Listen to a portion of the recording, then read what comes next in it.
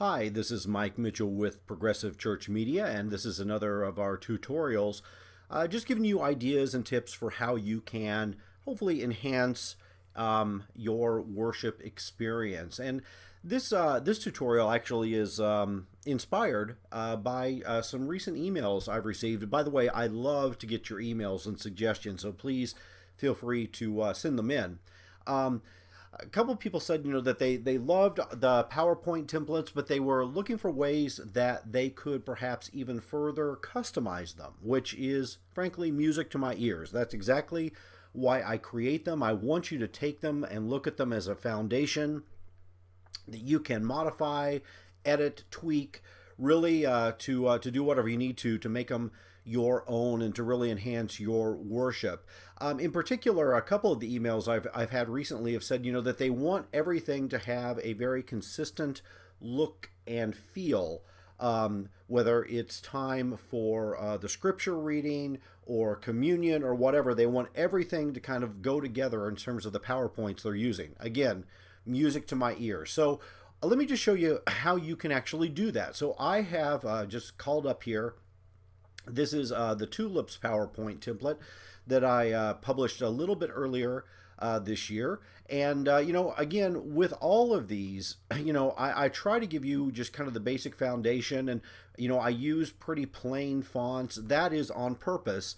Again, it's to make sure that when you open them that things will look correctly, but I really encourage you, to go in here, change the fonts, and even, change these around and make them your own. I'm just, again, trying to give you a really good starting point. And I've got other videos posted that show you how to, manipulate the fonts and other things like that. But specifically, people were asking, they wanted to do something like this. So maybe they'll come over here and they'll create a new slide. I'm going to choose the blank one just to drop it in here. And then what they wanted to do is be able to make a slide that would be appropriate for the weekly scripture readings. So what I have done is I've created a graphic. Let me kind of show you the end result here. I'm just going to go out here in one of my graphics folders. I've got lots of graphics in here, so bear with me. Let me see if I can quickly find it. Here we go. Where I've just got this graphic of an open Bible, and as you can see, I've kind of made it slightly transparent, and I've just dropped that onto that blank background. And now, I could come up here and I could actually put some text on top of this. I could actually maybe put whatever particular scripture we're going to be reading today. And then, I could come up here, just kind of add a little shadow to it. Boom. And so that's the kind of thing that people want to be able to do. Again, I love it. So let me show you how you can do that. First of all, you can do a little bit of this within PowerPoint itself. And again, in another tutorial, I actually show you how to kind of modify images like this open Bible in PowerPoint. But PowerPoint is a little limited. It lets you do some things. But to really go full out, you really need to do it using some other software. So first of all, I want to remind you there's this really good website called Free Images. You go to freeimages.com. You can sign up for an account. It's totally free to do. I'm signed in here. And then you can come up here and do a keyword search. I just searched on the word Bible.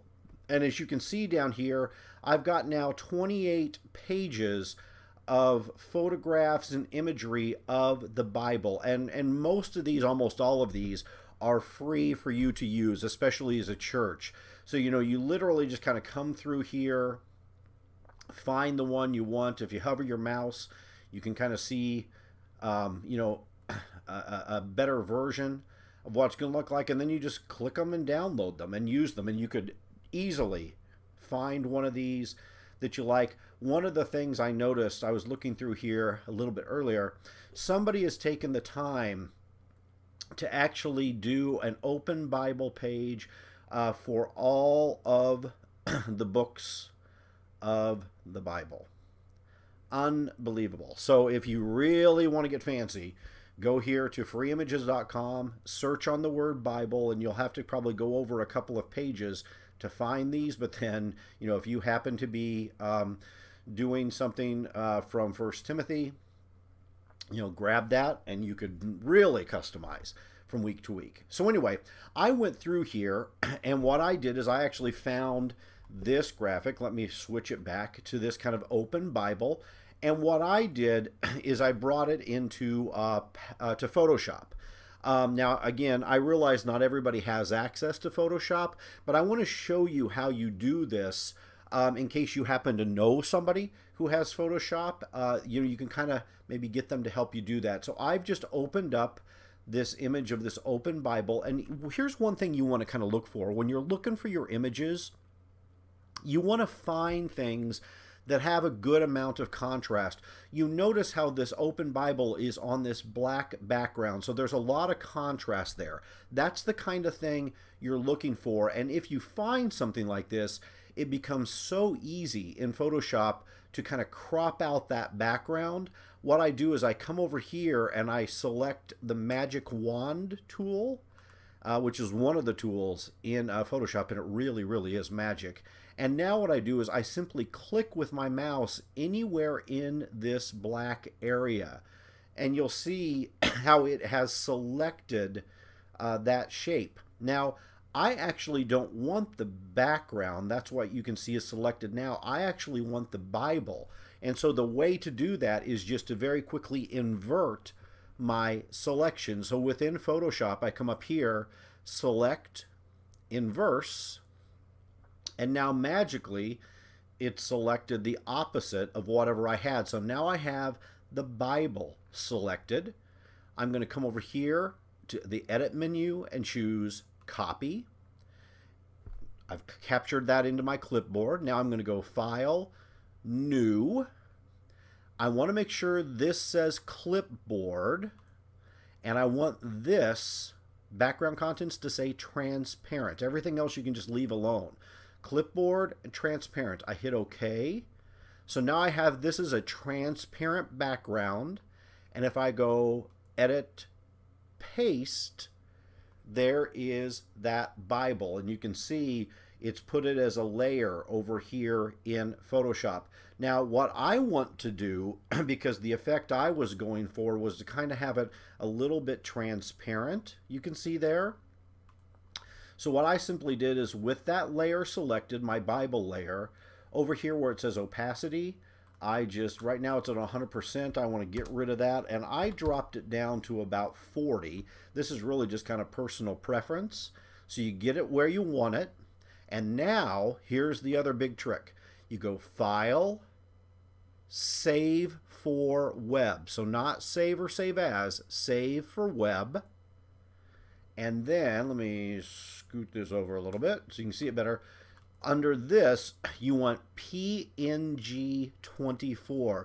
PNG is a file format. It's very commonly used on the internet, but without getting into too much about it, the PNG24 format will actually save the transparency. You can see it's actually checked right there.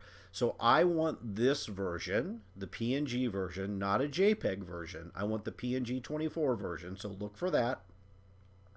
And then I would just simply click save, and then save that, give it a name, and I'm done. And so that's exactly what I did. Now again, I recognize not everybody has Photoshop, so attached to this tutorial, I'm going to give you these images that you can simply download and use them. I also did one for communion, so let me make another slide. Again, I'll do a blank slide, and let me insert. And again, let me go find where my communion ones are. I actually made a couple for communion, so I will give you both of those. So I'm just going to pick one of them, and you can see again I kind of made it a little bit transparent. I'm just going to drop it down here a little bit, and then same idea. I'm going to be lazy and just copy my text, paste it over here, and now I can just move it maybe to wherever I want it. I could put it up here. put it down here. You know, at the church I go to, in it, when we do these kind of slides, we also put, you know, some little subtext here that talks about that, you know, everybody is welcome. You don't have to be a member of our church, and that sort of thing. So you could also put some additional explanatory text there if you wanted it as well. And now at this point, I just save this and I'm ready to rock and roll. So again, this is how you can take kind of the base of what I've provided and really begin to customize it and make it your own. And again, as always, I love to hear and see what you're doing with the things that I put out there. So please send me an email. I hope this very quick tip helped, and I'll share some more tutorials very soon.